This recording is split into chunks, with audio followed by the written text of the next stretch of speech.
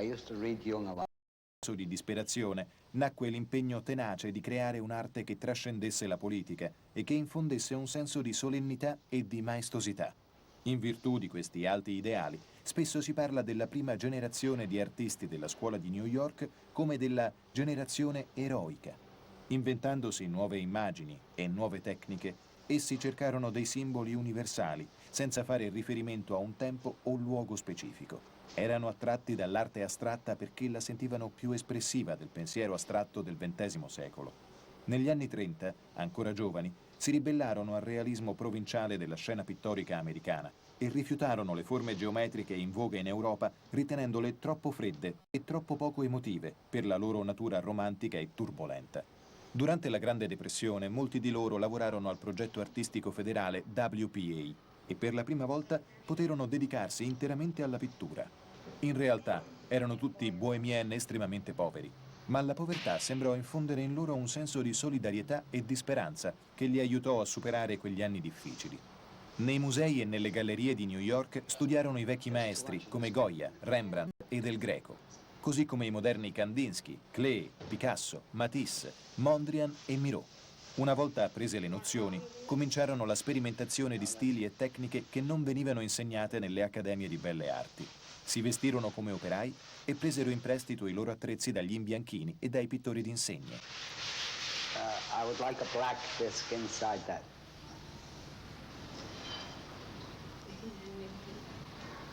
Do you want it the same way where it's Yes, like that. as big as this? An inch inside the edge of that.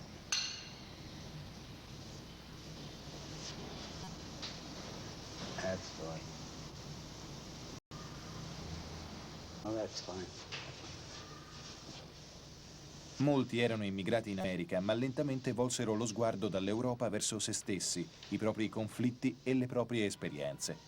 Il risultato fu un'arte drammatica. Historical vanguard, which was also an impediment of the mind. The leading action painters were the most sophisticated people about art that this country has ever had. They were all well along in years when they began to do this. They had been arguing and studying and reading books and examining pictures in collections and going to museums. Brotherhood, so to speak, almost like a mafia. They constantly intermingled, had meetings, published things together, had group exhibitions, were concerned with everything from one's love life to the ultimate line one was making on a painting. It was an extraordinary closeness, intimacy. At the same time, in those days, American painters mainly talked about money. I don't mean in terms of being millionaires, but in terms of the terrible, grinding poverty they lived in. The Surrealists mainly talked about literary ideas. Let's say I was in my 20s and they were in their 40s. They were the living representatives in New York City. Si chiamavano gli Irascibili 18 ed erano davvero arrabbiati quando nel 1952 picchettarono il Metropolitan Museum per protestare contro il pregiudizio del museo nei confronti delle avanguardie e dell'arte americana. Tra loro c'erano i più importanti pittori newyorkesi. Molti sono scomparsi. Nel gruppo c'erano Mark Rothko, morto nel 1971, Jackson Pollock, morto nel 1956, Ad Reinhardt, scomparso nel 1966. For showing work which was, I think, considered pretty gaga at the time. You would have to have known Gorky. Gorky was a sort of surrealist character. He had an extraordinary notion of himself. He told tall tales. Some days an Armenian, some days he was a Georgian, some days he was something else. He was a fantastic personality. And I think probably one of the reasons Duchamp, Breton, all the others enjoyed and loved, turned off completely. That is, I didn't want to have any feelings about him.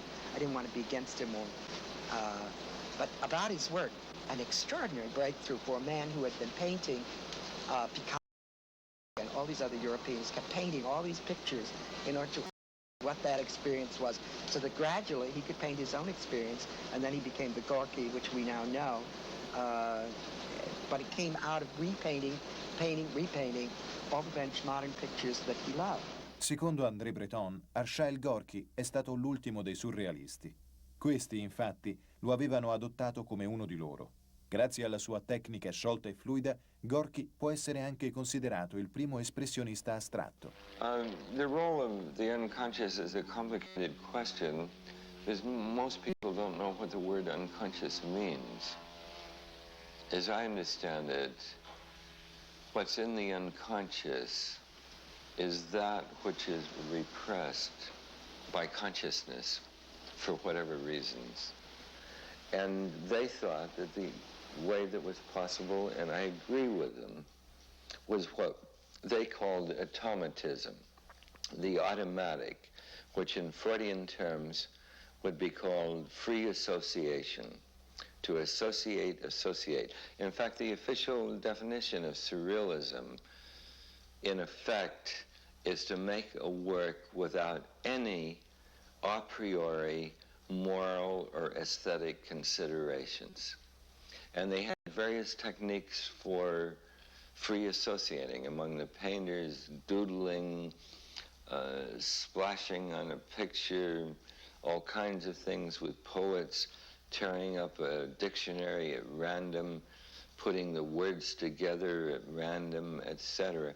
They were all techniques ultimately designed in the absolute conviction, which I think is profoundly true, that it's not possible, no matter what one does, not to have some kind of structure. European painting tried to achieve a patina immediately. It wants to have the old look. American paintings generally try to look brand new, as if they were just made. Therefore, they look a little bit raw by comparison.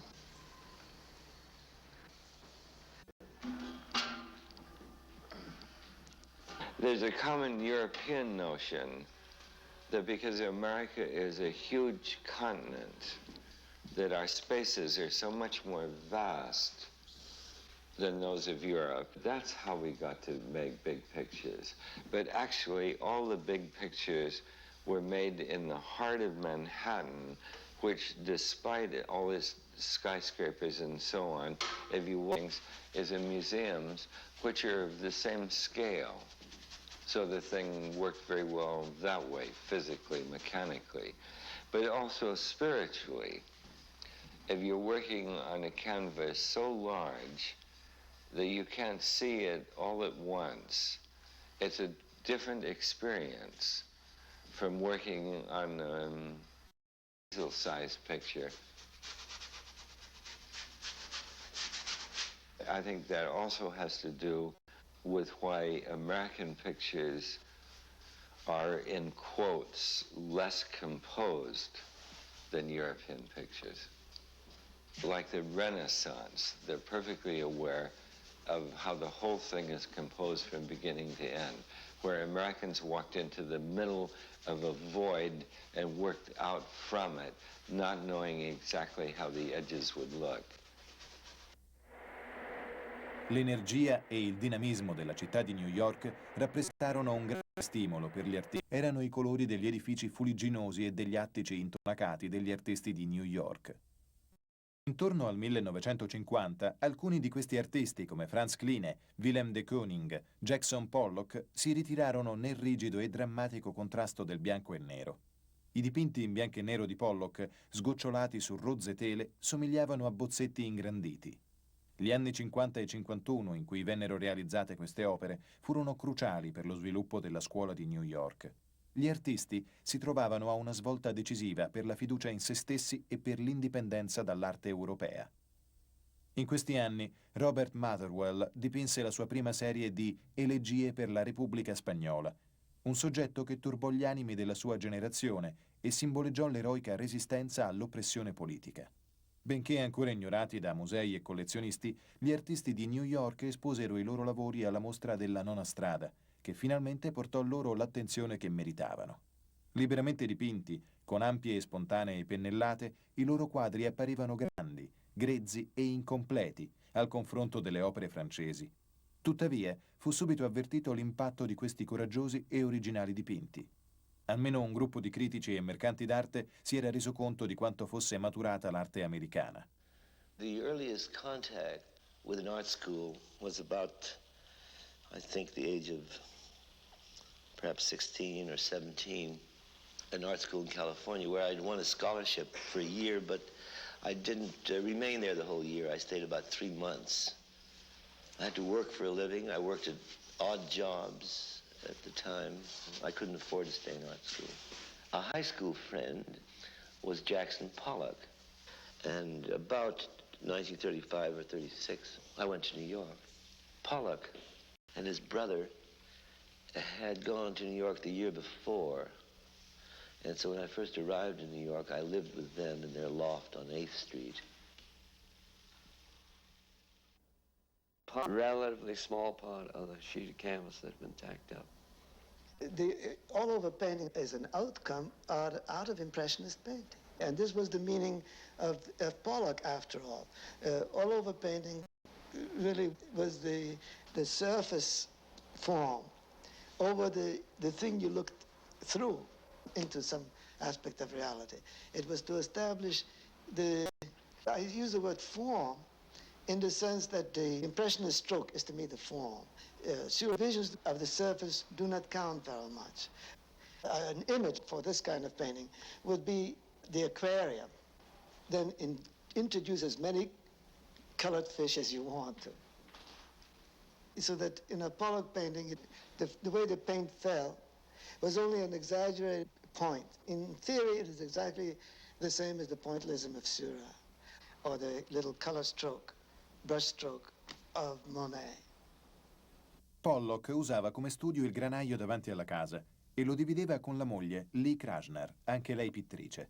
Jackson Pollock parlava poco. Questa è l'unica registrazione della sua voce. I was born in Cody, Wyoming.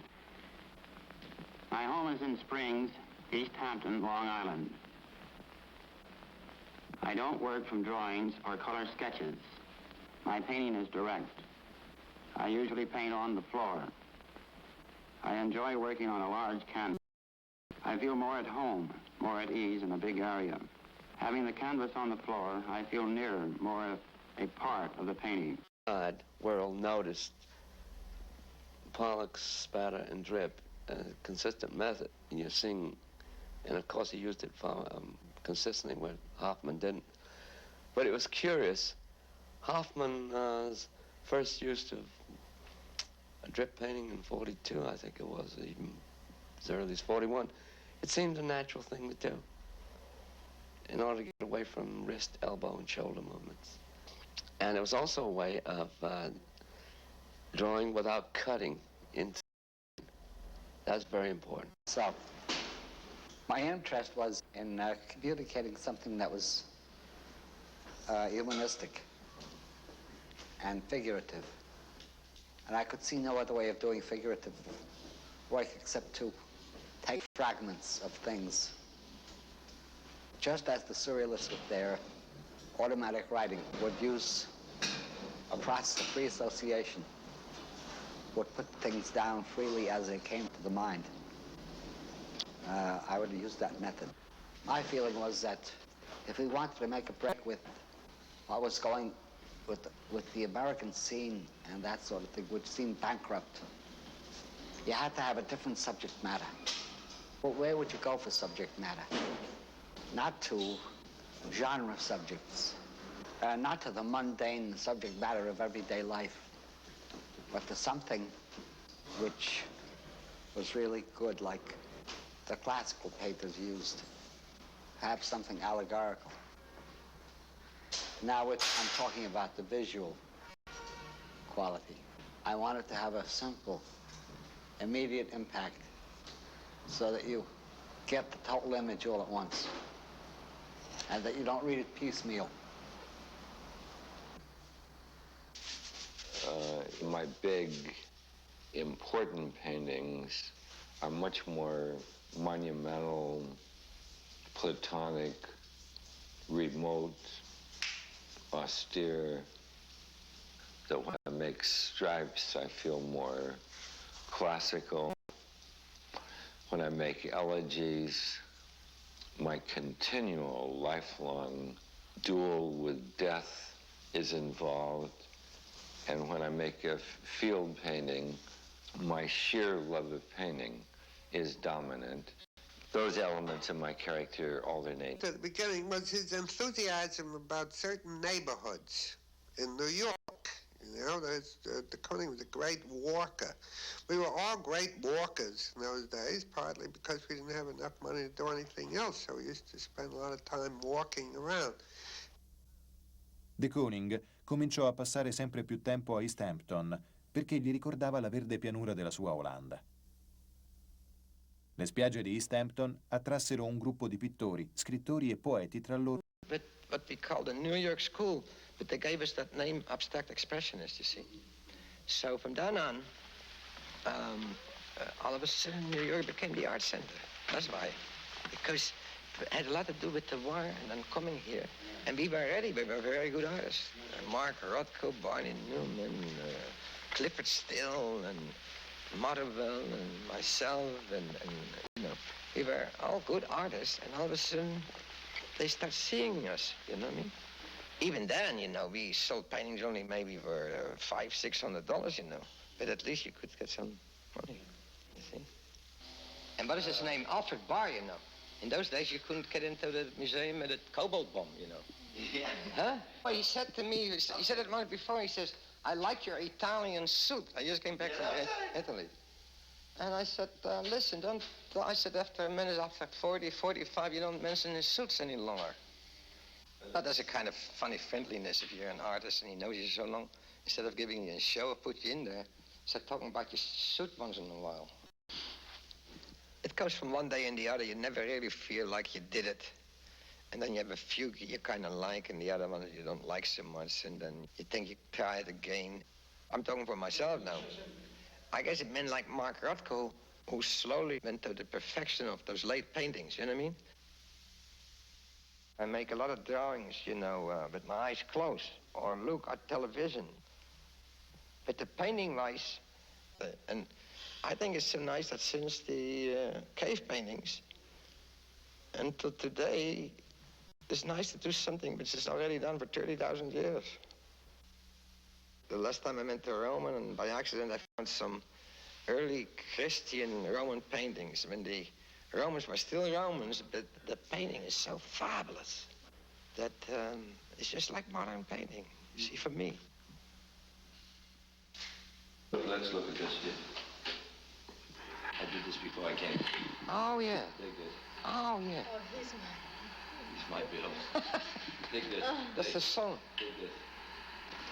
Oh, yeah. Oh, yeah. Fabulous, isn't it? Yeah. And this is a small screen so I can carry it around. Yeah, yeah. That big one. Oh, yeah, I like that. I hate my accent.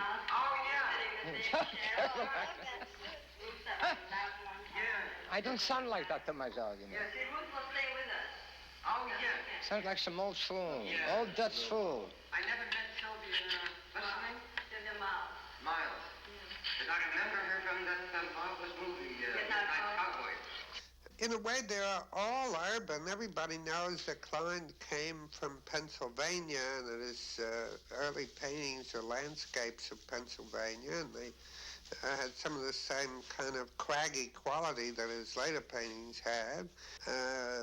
But I think Klein hung around long enough in the city, too, to be an urban character. He was one of the great raconteurs of landlord stories, and he used to do caricatures in the bar on Minetta Street, so.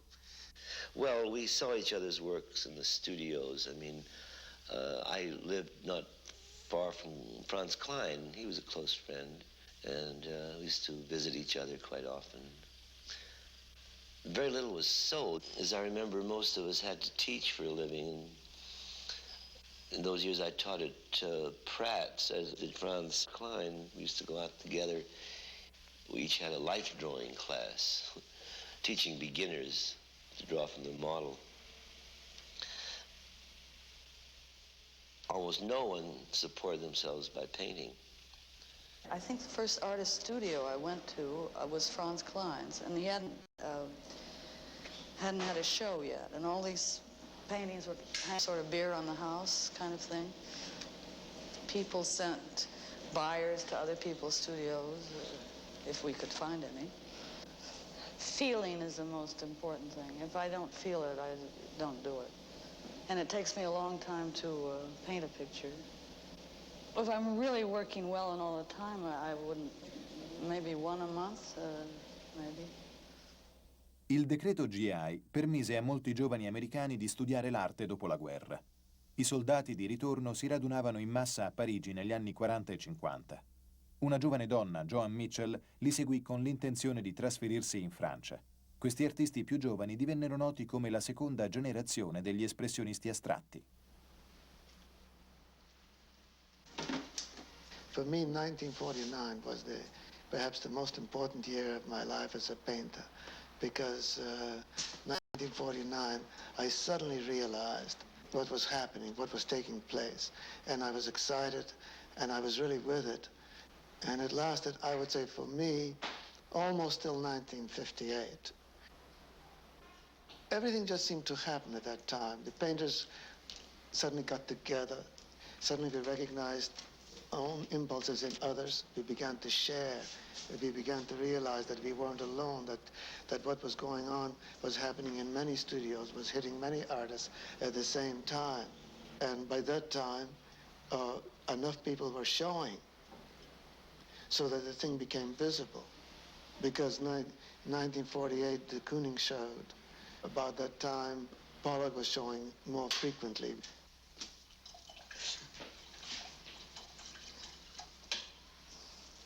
The main thing was contiguity. Everybody was more or less on the same block. This is what makes a real capital.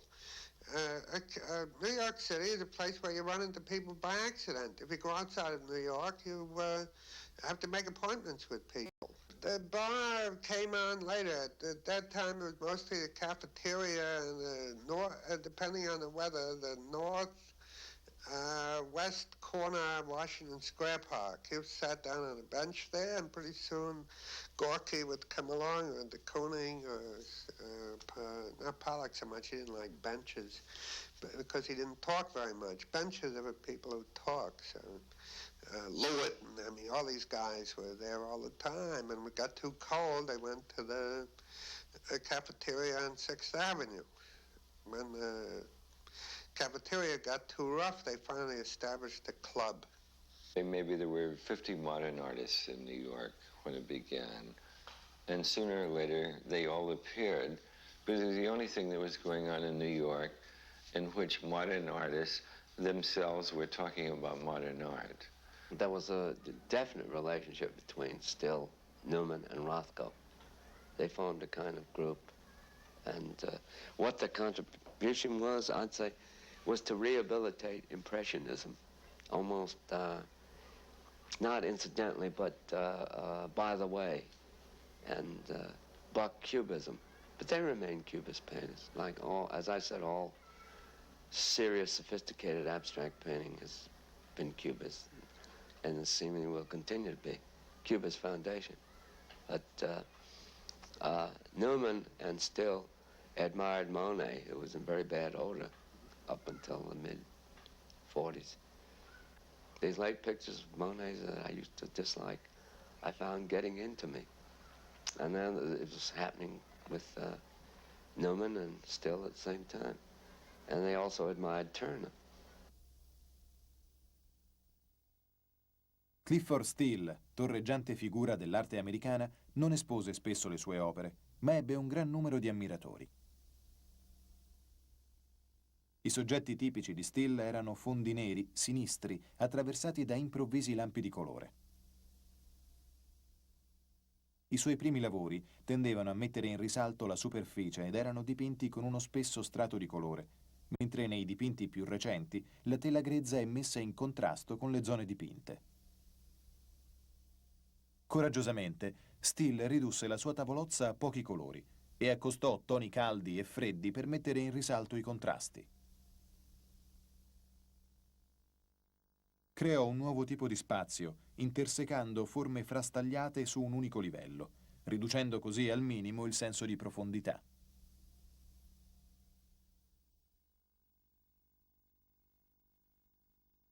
Alcuni critici videro in queste ampie strisce spigolose di colore un'analogia con gli immensi paesaggi americani, soprattutto con le alte e accidentate montagne del nord-ovest, dove nacque Still. Uno storico dell'arte, mettendo a confronto l'intensità meditativa di Still con i paesaggi romantici del XVIII secolo, definì il suo stile astratto sublime.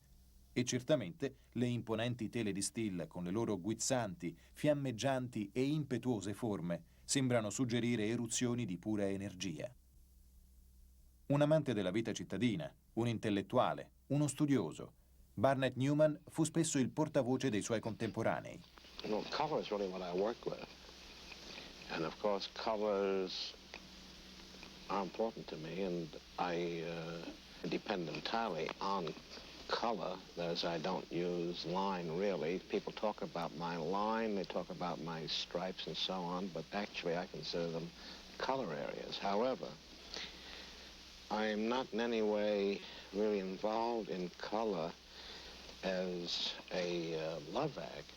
To me, color is an inert material, and I feel that it's the proper something that has nothing to do with size or even with the color. You might say that the color that I make out of colors is what creates the emotional feeling of scale.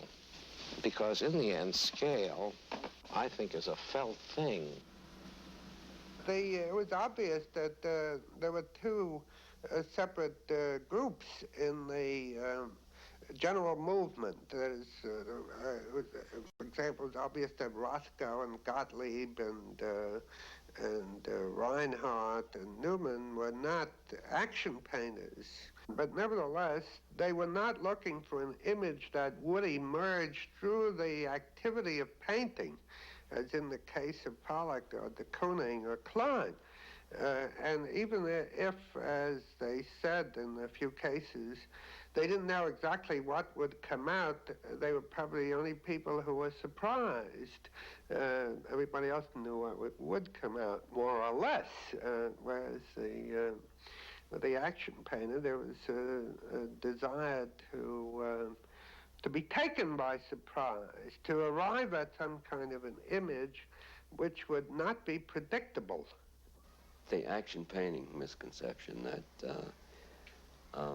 that is pure, that the works were pure bursts of spontaneity, that the artist put his autobiography on record, etc., etc., so on, so on.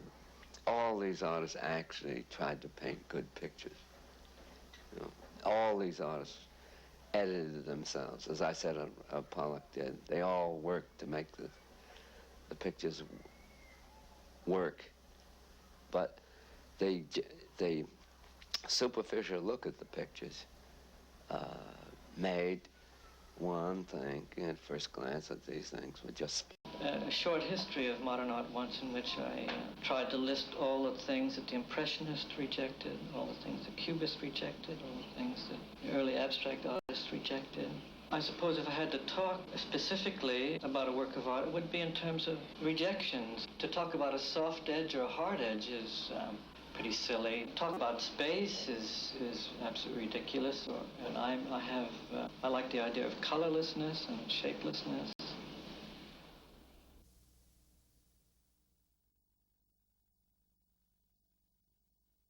Mark Rothko fu tra i primi a creare una figura radicalmente semplificata nei tardi anni 40.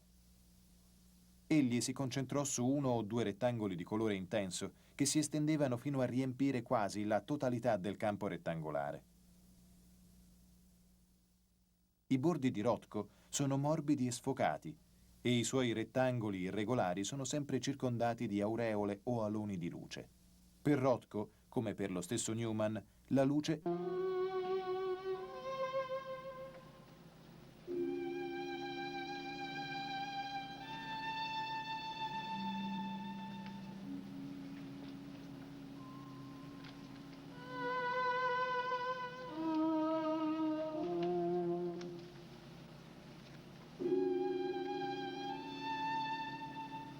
He never liked his paintings exhibited separately. From the beginning, I remember, he would refuse to show his pictures against another picture.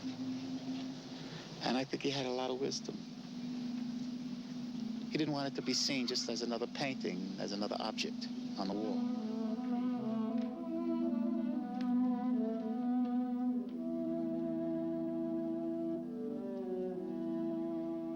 I think there is an element of despair in modern art, not a conscious one, but an unconscious one that gets into the forms which develop in modern art.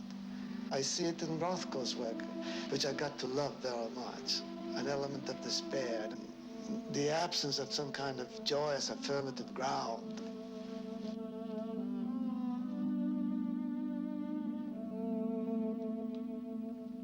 I think there is a religious content in Rothko's work. As a matter of fact, I mean by Old Testament Jew, I mean just that. Every time you start speaking to Rothko about his work, he always withdraw and get very silent and listen very attentively, but would never enter into the conversation with you. This particular reaction I remember was standing in front of the three panels. So he was working them in series of threes, and the deep sound, felt sounds from Rothko's paintings, those last ones especially. It reminded me of that deep canter in Eisenstein's movie Ivan the Terrible. You know, there's a kind of deep, cavernous kind of melodic sound that the paintings gave off to me, and religious in that sense, melancholy. Certamente nessun altro gruppo di artisti americani fu così ambizioso come gli espressionisti astratti. Il loro scopo, e sono in molti a pensare che l'abbiano raggiunto, era creare opere che potessero prendere posto accanto ai capolavori dei maestri europei. We were interested in making a modern equivalent of Piero or whatever we could, which is to say we were all born painters.